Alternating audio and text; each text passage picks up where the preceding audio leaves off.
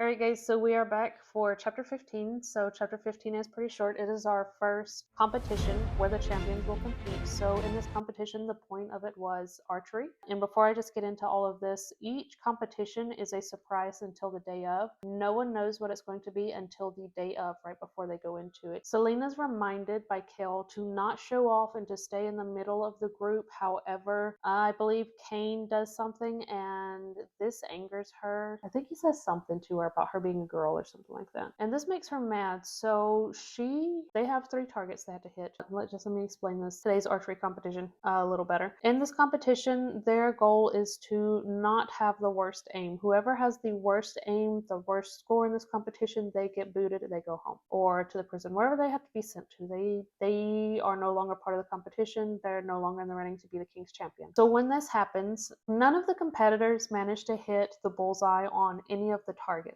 And when Selena gets upset about this, she completely obliterates the center dot for the furthest target. She doesn't even bother with like being kind of inconspicuous and shooting the bullseye on the closest target. No, she goes for the farthest target, which is insane. I don't remember how far away the book says it was, but it was far, okay? And you have to think, in the fantasy setting books, we aren't shooting compound bows, okay, like you would see most often in deer hunting, turkey hunting, with the compound bows that you have like the pulleys and 3 bowstring. It's 1 bowstring, but it runs back and forth 3 times. That's not the kind of bow they're using. They're not using iron sights on their bow or anything else, anything fancy. They are using either traditional recurve bows or long bows. Long bows have a heavier draw weight, but my guess would be they're probably using a recurve bow in this competition instead of a long bow. And she destroys the furthest target away. No sights, just like all the way up pulling out. She's got this.